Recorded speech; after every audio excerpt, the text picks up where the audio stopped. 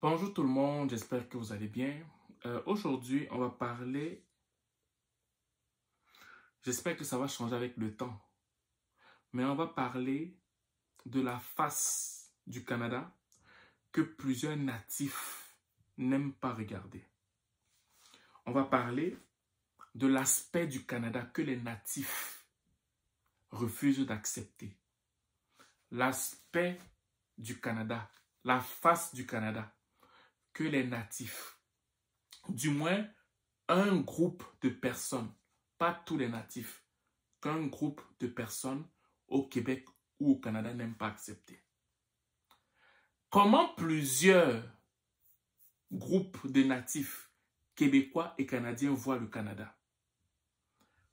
La perception traditionnelle dans le fantasme québécois, le fantasme canadien, comment plusieurs voient ça? Plusieurs voient une Marie Tremblay du Québec comme enseignante en histoire. Ça passe.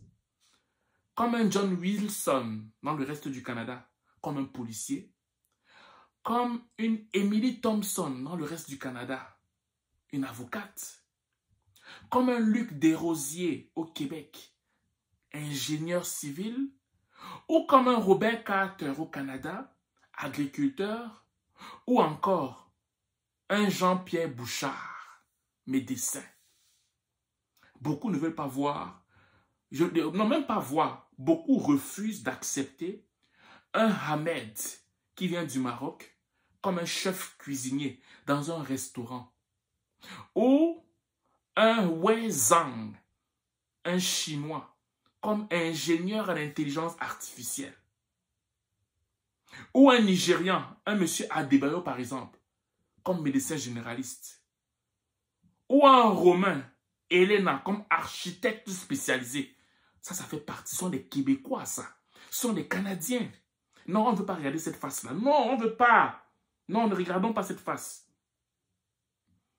Comme un Hiroshi Nakamura. OK? Comme un photographe indépendant professionnel. Ou un Jean-Michel Dupont, un artisan boulanger.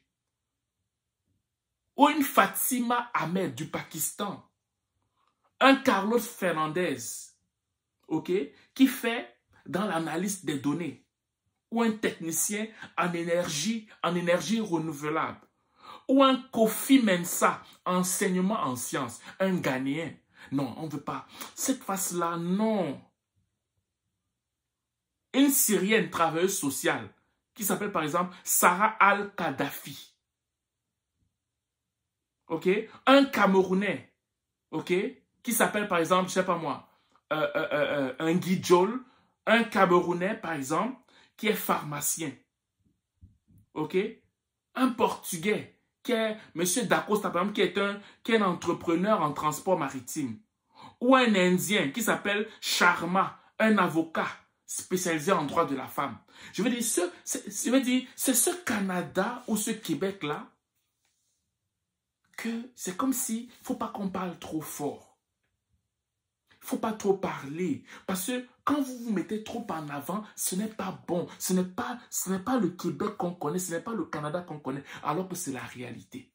Pourquoi vous refusez ces Québécois-là?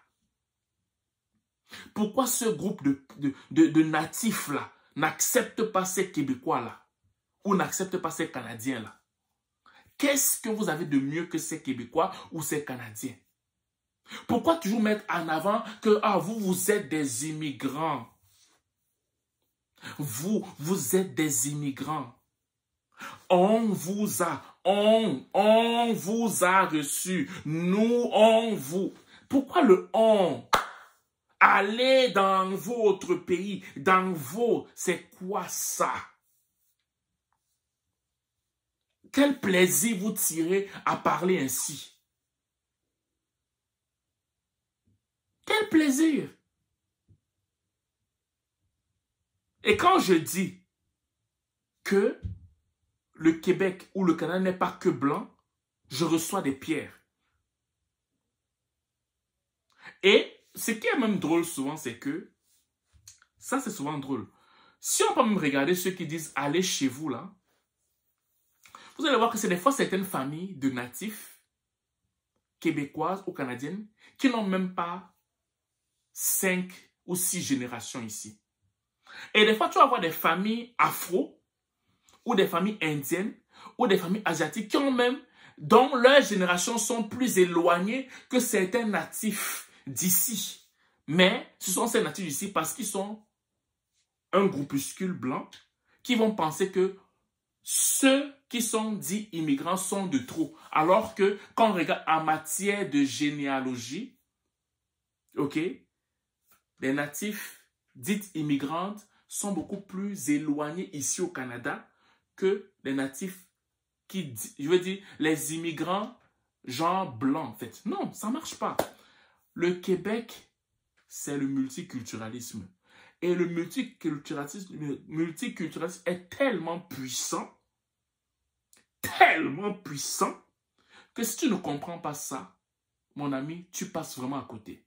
Et croyez-moi, si le multiculturalisme perdait le Canada ou le Québec, les gouvernements ne devaient jamais ouvrir les portes aux immigrants. Jamais. Ça ne se ferait jamais. Si les portes sont toujours ouvertes, c'est parce qu'il y a beaucoup plus à gagner qu'à perdre de recevoir des immigrants. Et moi, je ne parle même pas, des résidents temporaires. Parce que moi, par exemple, je suis originaire d'Afrique.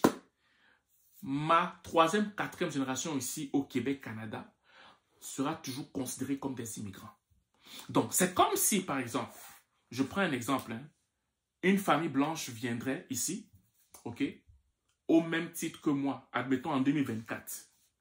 Je prends, ok, une famille blanche viendrait, moi, ma famille, une famille noire comme la mienne viendrait en 2024, ok, on est là ensemble. En 2300, je prends un exemple, je veux dire, mes enfants, les arrière petits-enfants seront considérés toujours immigrantes, contrairement à la famille blanche qui est venue à la même époque que moi, en 2300. Ça, c'est ce qui se passe. Même si mes arrière petits-enfants apportent autant que cette famille qui est venue à la même époque que moi en 2024. C'est ça que moi, je veux combattre. Cette injustice, cette inégalité, ce déséquilibre.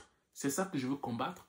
Pourquoi? Parce que ça, je veux dire, le Canada a plus à perdre qu'à gagner avec une telle idéologie. Et quand je parle, je le dis toujours, je ne mets pas tous les Québécois blancs, les Canadiens blancs dans le même panier. Il y a toujours un groupuscule de personnes qui parlent, qui vont contaminer leurs enfants en mettant dans la tête de leurs enfants que les immigrants sont de trop. Et que s'ils n'ont pas telle chose à cause des immigrants, c'est pour ça que j'en parle et je crie pour que ça s'arrête. Et qu'on suive ce mouvement que le gouvernement québécois et canadien met en place pour qu'il y ait une forme d'équité. D'où le fait qu'il y a certains immigrants qu'on dit que c'est la minorité visible pour pouvoir la protéger afin que cette minorité visible puisse avoir certains privilèges. Pourquoi? Parce que s'il n'y avait pas ça, on serait écrasé en fait. Voilà. Moi, c'est ce que je voulais apporter comme point. J'espère que cette vidéo va te challenger, va te pousser à comprendre différemment la venue des immigrants ici au Québec et au Canada.